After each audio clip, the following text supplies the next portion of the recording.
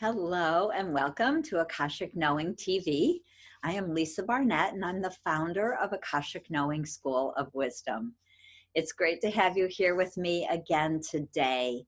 And we are talking all about the Akashic Records and about your soul's plan and all that is involved in your soul's plan, such as soul contracts, karma, past life gifts and talents, trauma, all sorts of pieces that come into play.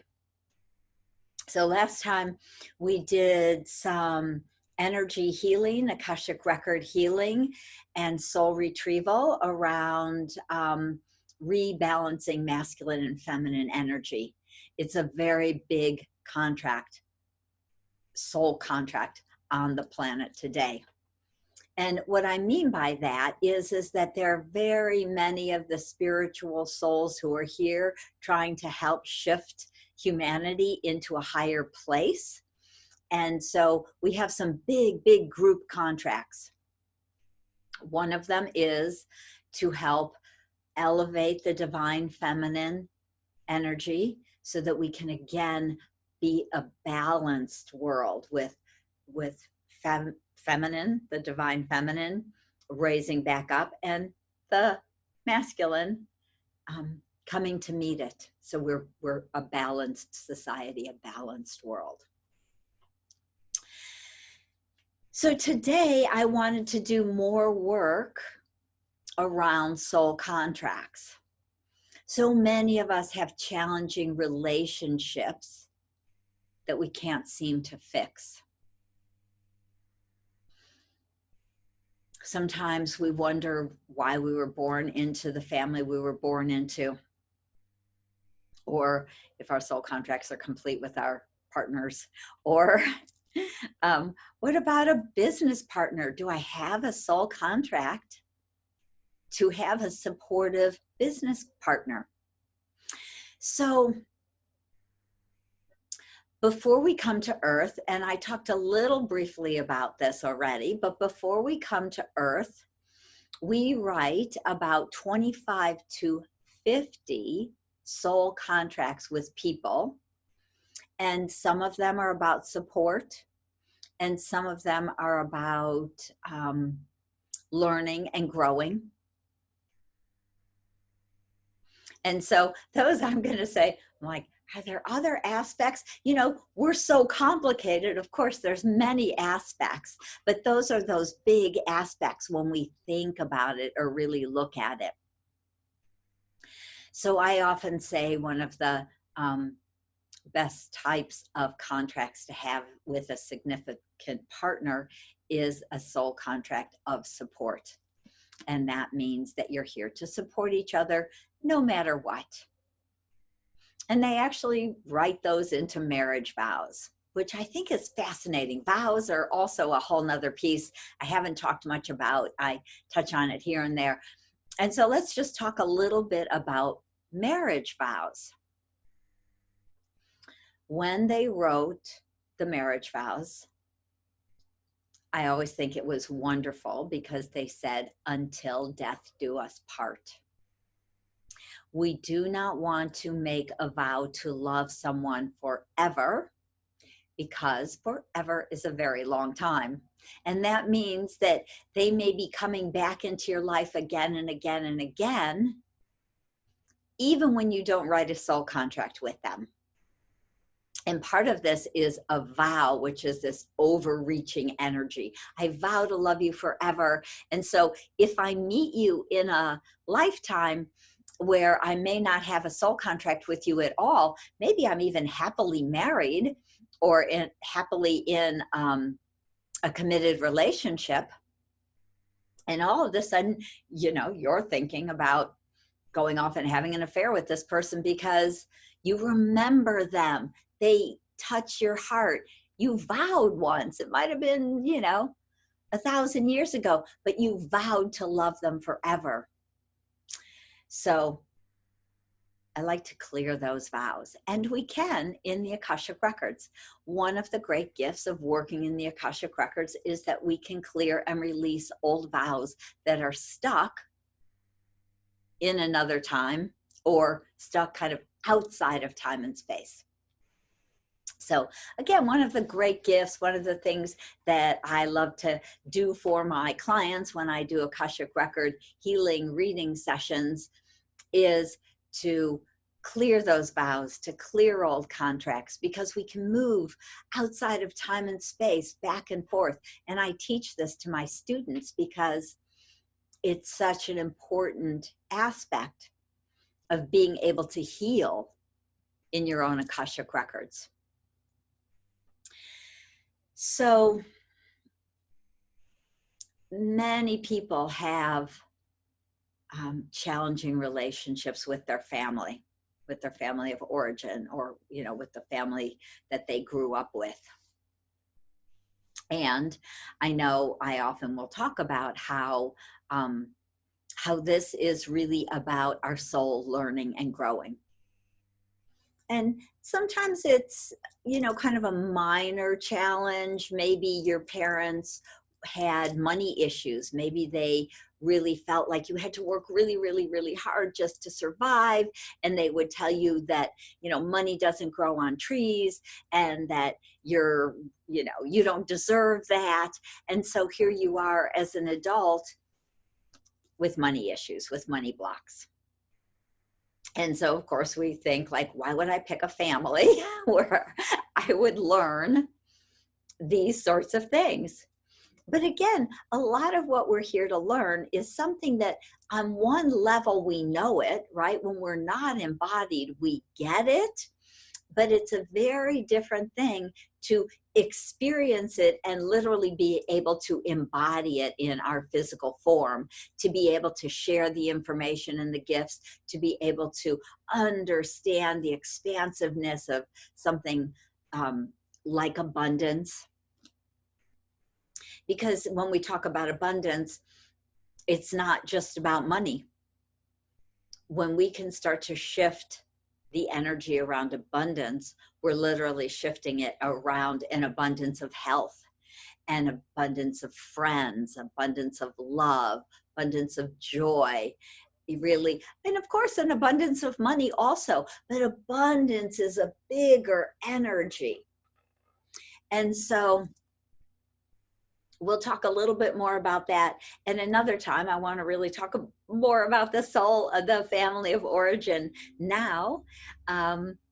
And so why do we pick these people? Well, one of the reasons we pick them is because we get to learn from them. Another reason we pick them is because they're great triggers for us. Now, who wants a trigger, right? That doesn't make for an easy life. But if you look at it again with the soul's higher intention of learning and growing and sharing those gifts, then you want to be triggered. I want to learn about abundance. I want to learn about money. I want to learn and understand how come my family thinks that money is bad or money is dirty. You know, sometimes people talk about, you know, the rich people, you know, they have to come by that money illegally, right? Like there's something tainted or dirty about money. The only people who are rich are, you know, people who come by it. They, you know, they're robbers, they're thieves, they're mafia, they're drug dealers. You know, it's like all of the dark energy. So there's a lot of weighty dark energy that's attached to money. And when our parents are believing that and sharing that with us, there's a huge lesson for us to learn there. So, of course, because I love to heal things, I'm sure I'll do quite a few whole sessions on abundance of all kinds, because I've done 4, 5, 6 hours worth of healing, worth of group healing for people around abundance. So we'll definitely delve more into that. But I would love to just right now call in the record keepers. We invite the beings of light to encircle us in the Akashic light and energy of love.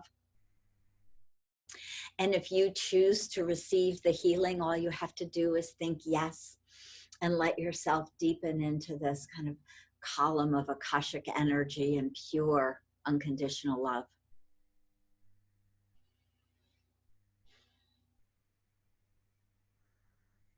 And we ask the record keepers to uplift and bring to completion these heavy, darker, negative energies that we've learned from our family of origin or the people we've grown up with. Maybe we were adopted, or maybe we have a stepfather or a stepmother, whatever that configuration might be for you. We'll just kind of go back into our childhood energy and release the negative beliefs around money that we've picked up consciously and unconsciously. So we want to clear it out of the unconscious levels and layers as well as the conscious levels and layers. Just kind of lighten up, since money was coming up today, kind of lighten that up for you. That's always great. And like I say, we'll do more later. But I want to also lighten up what we're really talking about is our family, the folks that we grew up with, those people that we grew up with. So what I really want to work on is clearing and releasing any of the energies that either we don't belong in this family. I know a lot of people have that experience, like either your family makes you feel like you're an alien, or you feel like you were born into a family of aliens, right? Like, I'm totally different than my whole family. And sometimes we have a sibling who's kind of in there with us, but you know, often it's like us against the world, right? So when we grow up that way, even if it's just us and our parents, or us and one or two other siblings, and we feel, it makes us feel like we're weird or we're strange. And now we go into that place of hiding and not being able to speak our truth, or we might get criticized for what we think or what we say. And this can affect us in a lot of different ways also. So if you're a child and you're very sensitive and you talk about the energy you feel, or maybe you see angels, or I used to see dead people. I think it was just my grandfather, but so like I saw tons of them, but it was scary. And I was lucky because my mother said, "Oh, that's just my father watching over you." My grandfather died when I was about 3. So I was probably in those years, you know, when you're still pretty open, 3, 4, 5.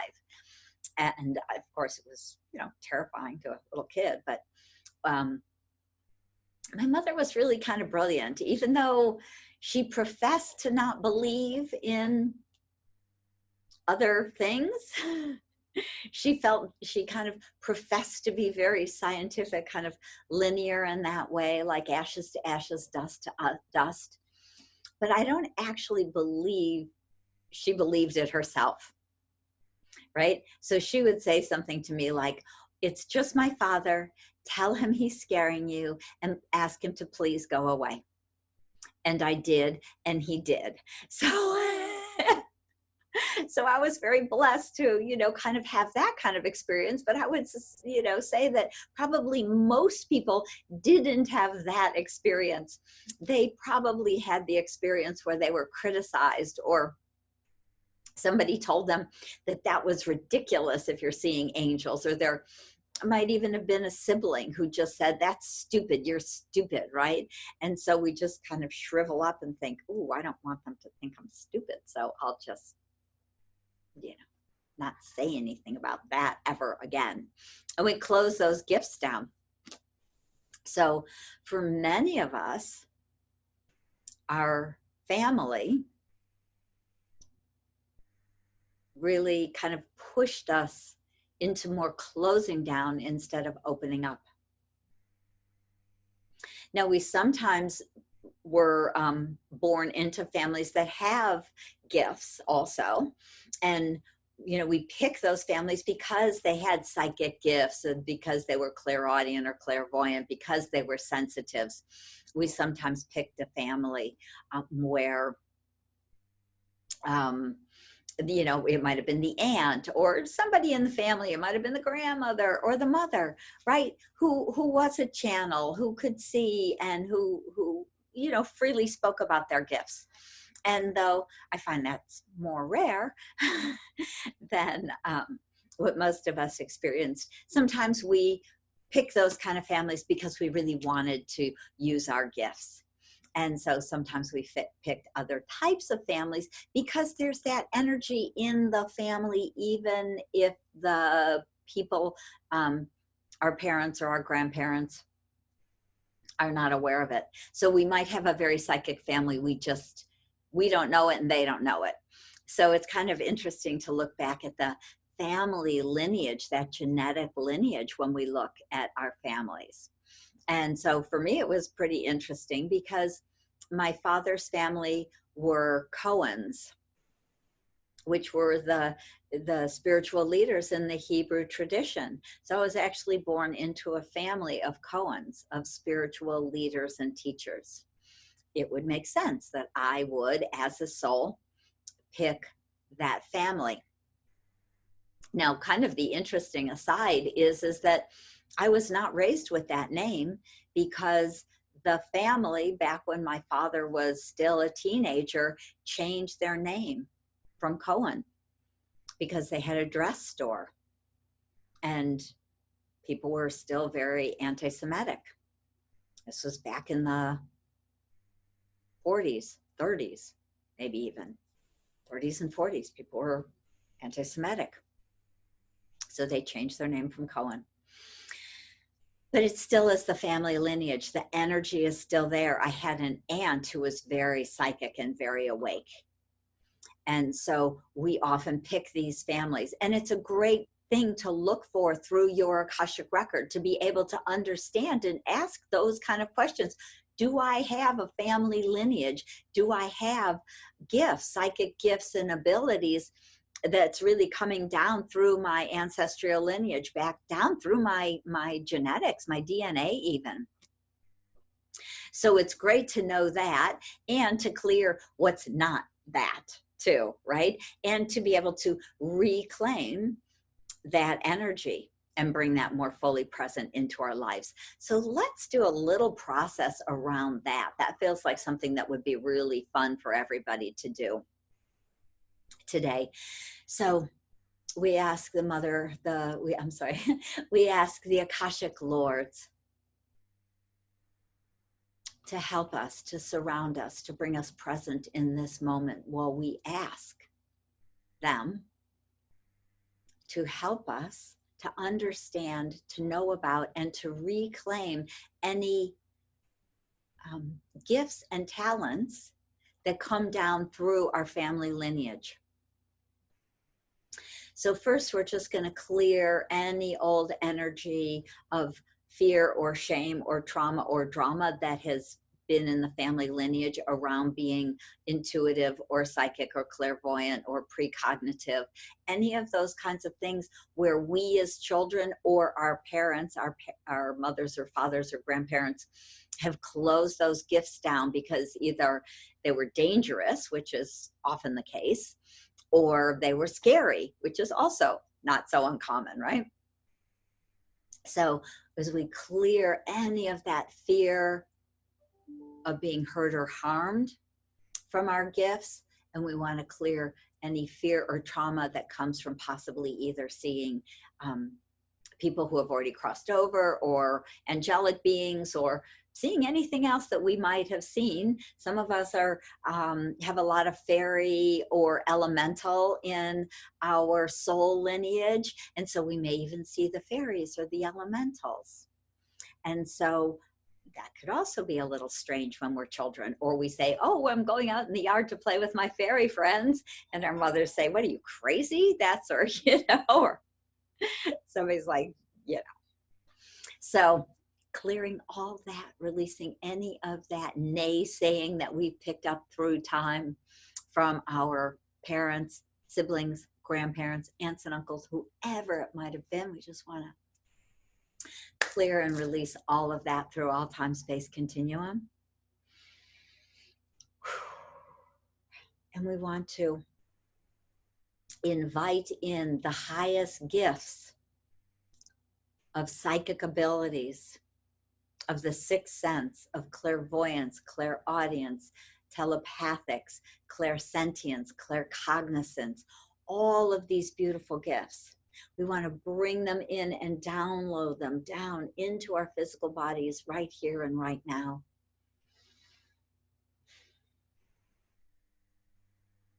We invite them to integrate into the body with ease and grace. All the way down, again, into our heads, into our hearts, on a cellular level, all the way down. I like to ground it in by bringing it all the way down into our legs and our feet.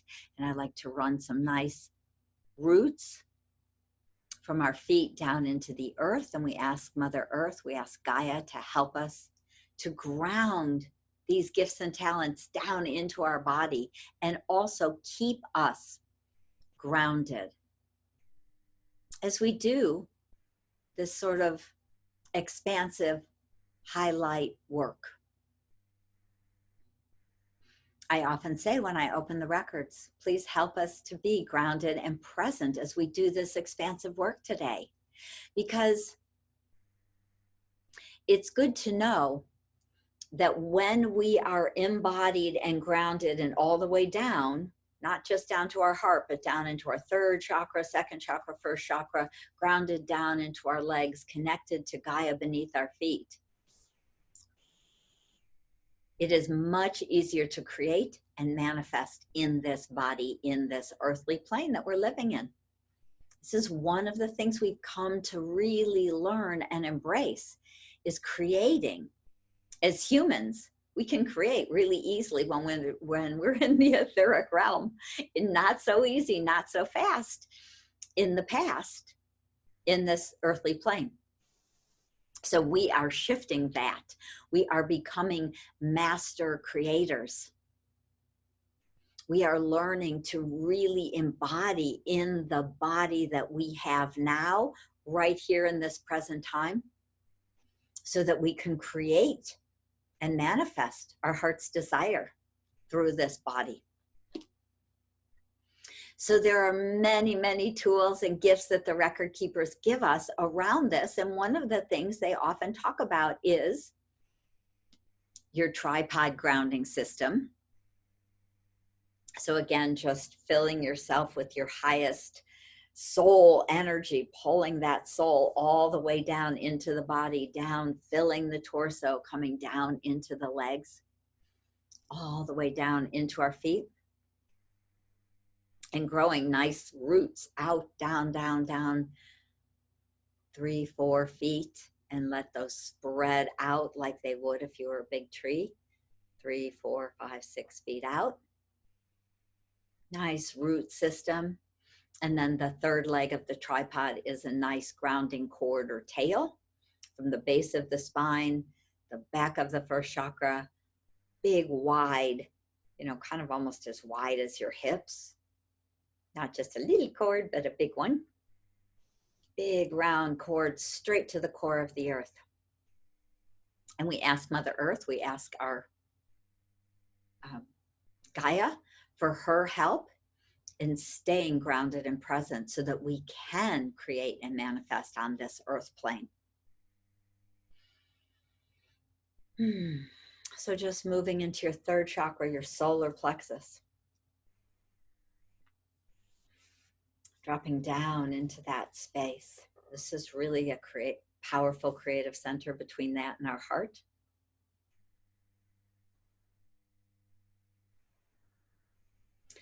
Let's bring the heart, third chakra energy together as we ask our record keepers to help us to embody our psychic gifts in our life now.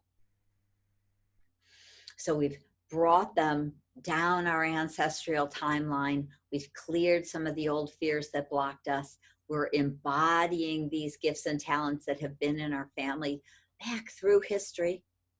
We all have some. And now we want to really activate that energy down into our heart and our third chakra with the intention that we are bringing these intuitive gifts, these psychic gifts, these gifts of clairvoyance, clairaudience, clear sight, clear knowing, bringing that out into the world. So we ask our record keepers to help us to activate this energy and to expand it out. Wherever you are, in your house, in your apartment, expand it out around the city or town, out around the state or the country. Keep expanding it out, so it reaches out further, that you have this expansive energy of your gifts that you've come to share with the world.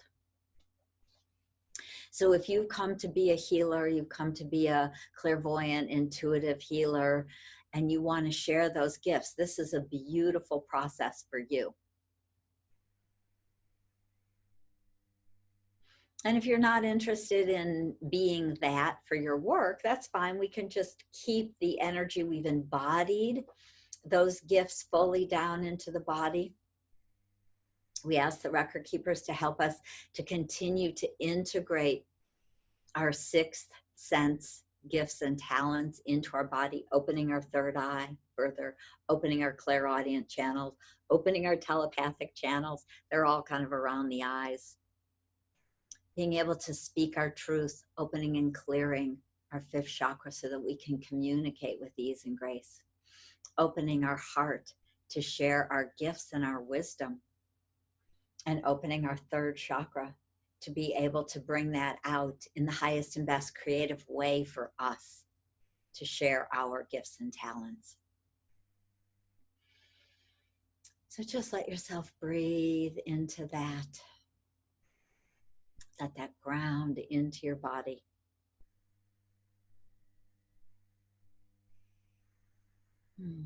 Beautiful. Feels glorious. It feels kind of like a warm swirling bath is how I'm noticing it. And however you notice it is, of course, just perfect. So of course we thank the masters, the teachers, the beings of light of our Akashic records for the assistance in clearing and releasing some old beliefs and fears, reclaiming our ancestral energy connected to our gifts and talents around being more clairvoyant, claircognizant, clairaudient, intuitive. And we thank them and we close and lock our records for now. And so it is. Blessed be. Lovely. Well, thank you for joining me today for this little bit of doing some family soul contract work, doing a little bit of work around our families and reclaiming some of our ancestral information. So if you're interested in reading more, I talk quite a bit about this in my book, From Questioning to Knowing, with 73 prayers to transform your life. And the other book, The Infinite Wisdom of the Akashic Records. So they're both available on Amazon. You can find more about it, of course, on my website at akashicknowing.com.